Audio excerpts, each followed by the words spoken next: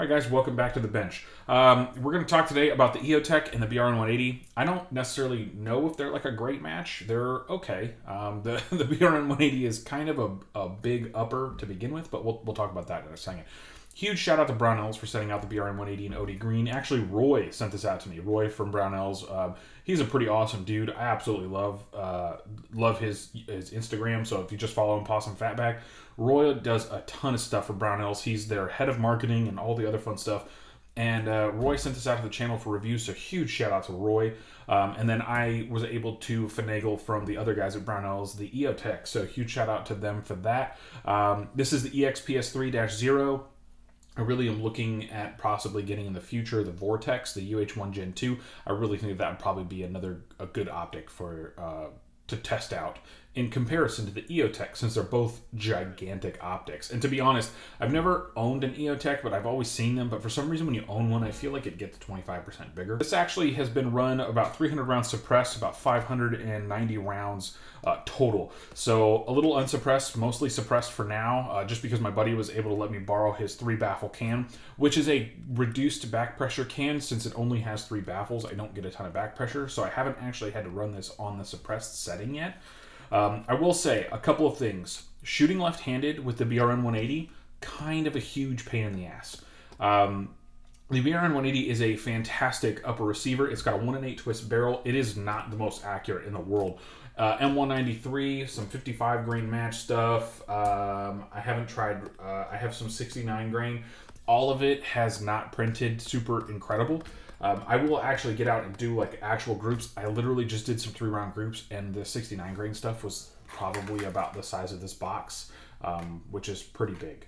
Not very good, and that was only at like 55 yards. So I'll try to get this out to 100 or even something with my 3x magnifier, which honestly, I have never seen a better reticle under magnification than the EOTech, so I think that's pretty awesome. But before we get into the EOTech, let's continue on here.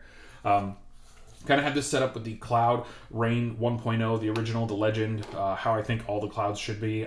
I think the Rain 2.0 is stupid, just in the sense of I ran it for forever. I didn't like it. My buddy wants it. He likes the green. I hate the green. It looks hideous. The Rain 2.0 has a lot of candela, but it's just not as bomb-proof as the 1.0. So I'm going to continue to go on the fact of the Cloud Rain is probably one of the best flashlights, but I also love my mod lights, guys. Like, there's no ifs, ands, or buts about it. I've been running a Chemo muzzle device on here. This is the Forward Control Design 6315 muzzle device. It runs really well with all of the Sandman suppressors. I did run a Sandman S on this briefly. I didn't like it. It's just too front heavy. For a 16-inch gun and that big of a can, it's just too big. Like the 3-baffle can, the Rex Olentium that I've been running on there, that my buddy Jacob Chow's been letting me use, honestly, a fantastic can. I absolutely love that can. I can't wait to buy that from him when I get my SOT. But yeah, no, it's a great overall setup. That 1-in-8 twist barrel, honestly, it kind of stabilizes a whole lot of stuff. Now, granted, it is not the most insanely accurate rifle in the world, and I don't expect it to be. This thing with 55 grain ammunition, you are able to ping steel targets at 300 consistently with M193 and just some random 55 grain ammo. It is not a terrible shooter whatsoever. I like it a lot.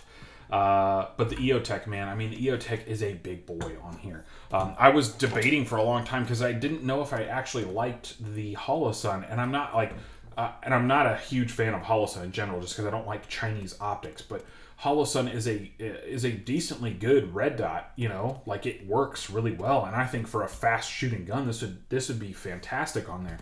But, you know, I'm testing out the EOTech, and I want to test it out on as many platforms as I can before I give you guys, like, what I really love and what I really hate about it. So far, the only 2 cons I can foresee this having is it's just a big-ass optic. I mean, it is a chunky optic. Cool that it's QD. Like, you literally just push a little button, a little QD lever comes out, and bam, you know, you're good to go. It has the night vision mode, all the other fun stuff. But it is a chunky monkey. Like, it's a big boy. It's bigger than almost any optic I've run. I've got a Comp M5. I've got some of these T2 knockoffs from Holosun. I mean, this is just it's a big, heavy optic, but apparently it's super bomb-proof.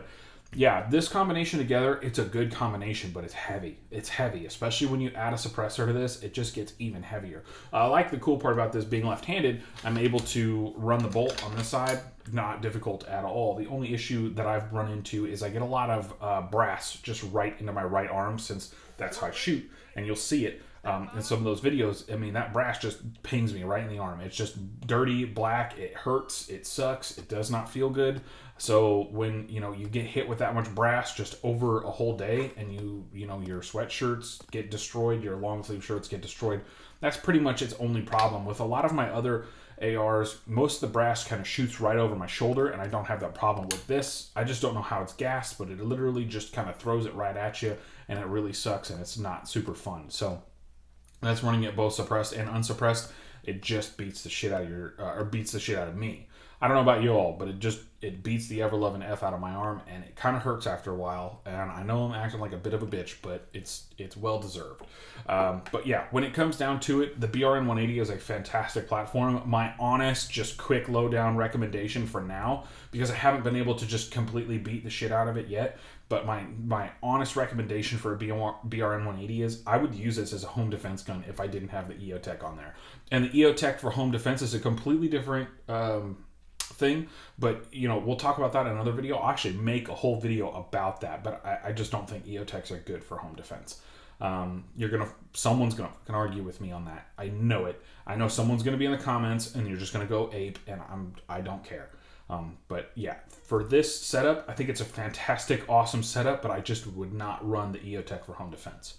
I would definitely go get another aim point, or even just run the Holosun for now, until I can afford something different. But I'm going to test this out on the BRN-180 because this is technically the gun that I'm kind of testing right now. I really loved BRN-180, so this is kind of like the part 2.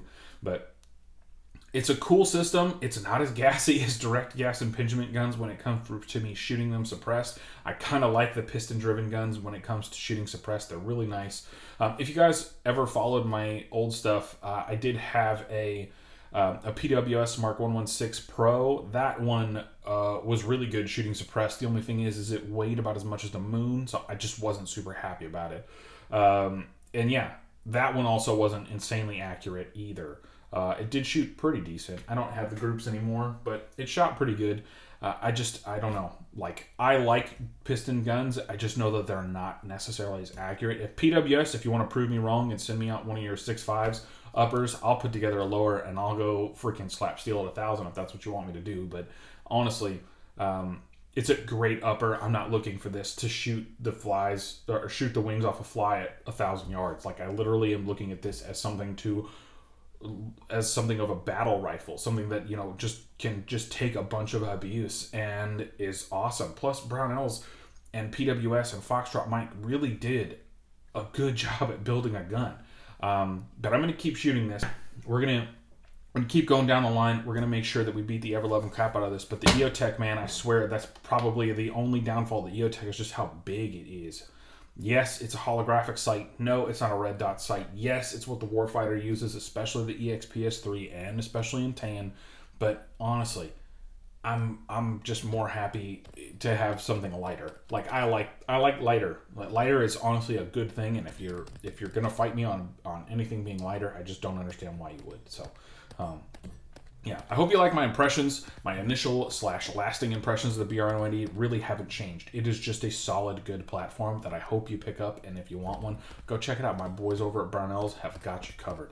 But as always, guys, that's really all I have to talk about today. We'll break down some more stuff in the future, and we will have a whole lot of fun. But yeah, thank you so much for everything. I hope you guys enjoyed, and thank you for tuning in. As always, don't be from Florida.